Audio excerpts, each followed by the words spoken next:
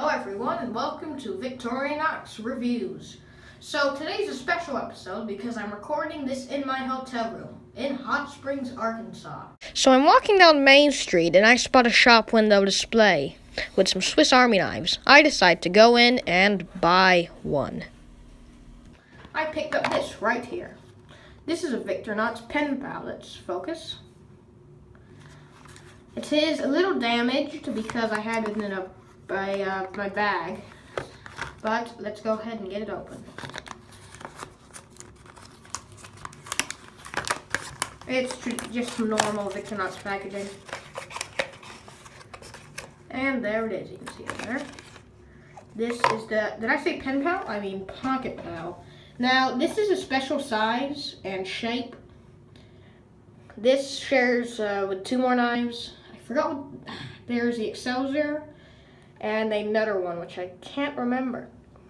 It has a very simple main blade, just a standard size you'd find in the Tinker Small 91mm knives. And it also has this size, which you actually don't see on most knives. The Tinker has a slightly bigger knife, I believe, than this one. It's about size, but a little more than an inch. And it does usually say what you would find. If I can get it to focus. Hey, look, it's my forehead. Come on. Victorinox Switzerland stainless, rust free. I haven't been using these knives in a while. So it's just a normal knife, except for the shape. Very simple knife.